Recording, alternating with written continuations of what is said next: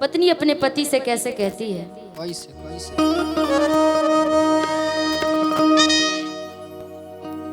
बेलाए बला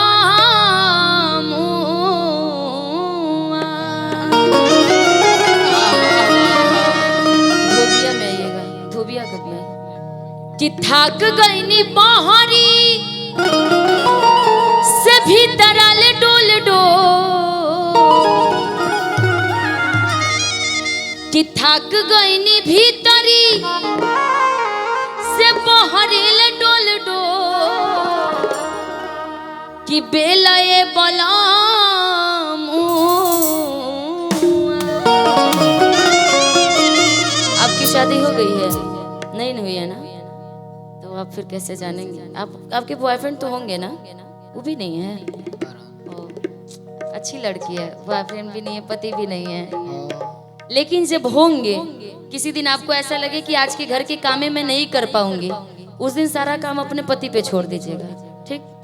कैसे पत्नी कहते कि बेलाए बलमुआ तू रोटी तनी गोल गोल, बेलाए बलमुआ तू रोटी तनी गोल गोल, बेलाए बलमुआ तू रोटी तनी गोल गोल, बेलाए बलमुआ तू रोटी तनी गोल गोल। थक गईनी बहरी से भीतर आले डोल डोल, थक गईनी बहरी से भीतर आले डोल डोल, थक गईनी बहरी से भीतर आले डोल डोल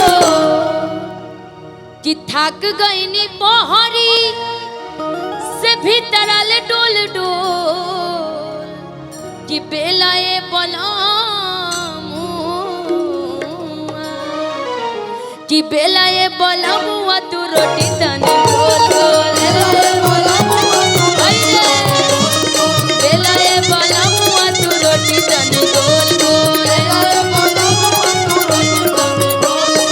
लाखों आशिक मर जाते हैं मेरी मुस्कान पे, लाखों आशिक मर जाते हैं मेरी मुस्कान पे।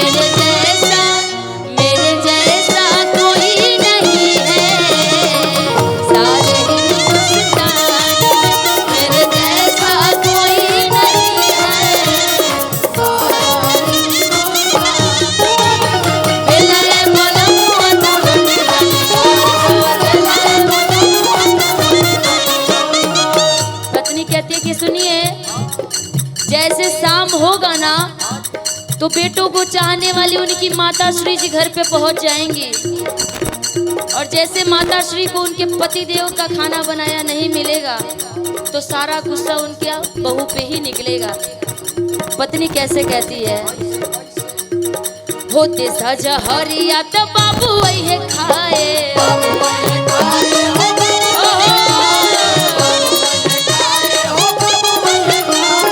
होते सजहरिया तो बाबू वही खाए,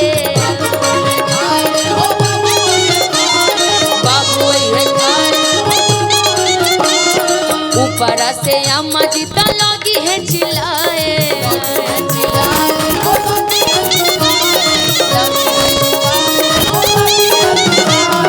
होते सजहरिया तो बाबू वही खाए,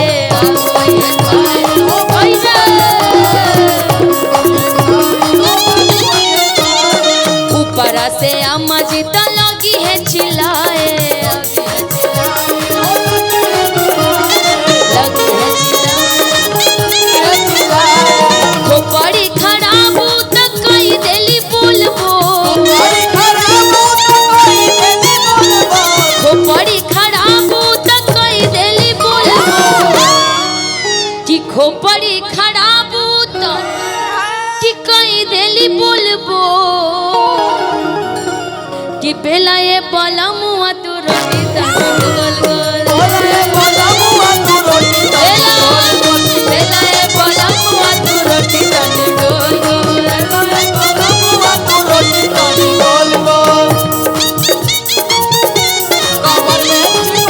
सैया काला करी लइहा कमर में छिप जाए,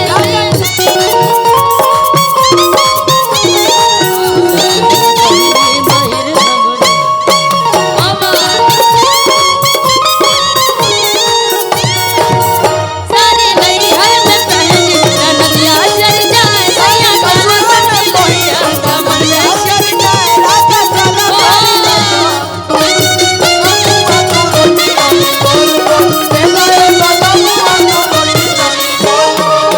लास्ट में पत्नी कहती है कि देखिए पतिदेव जी, आप हर चीजें अपने मन के मुताबिक चल रहे हैं। इतने देर से आपको समझा रही हूँ लेकिन आपको समझ में नहीं आ रहा है। आ नहीं रहा है। लेकिन अंतिम बार आपसे मैं बोल रही हूँ, इस बातों को जरा ध्यान से गौर कीजिएगा। पत्नी कहती है, आप ही की जैसी पत्नी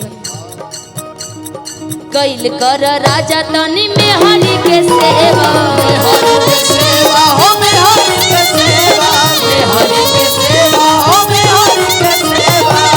आप मान लीजिए करवाना होगा थोड़ी देर के लिए, मान लीजिए मैं ही पति हूँ, ठीक।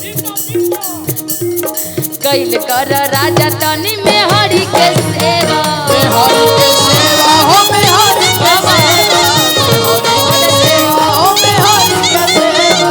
कबे नु भेटाई राजा रतिया में मेवा, रतिया में मेवा हो रतिया में मेवा, रतिया में मेवा हो रतिया में मेवा। कैल कर राजा तनी में हरि के सेवा, में हरि के सेवा हो में हरि के सेवा, सेवा हो में हरि के सेवा।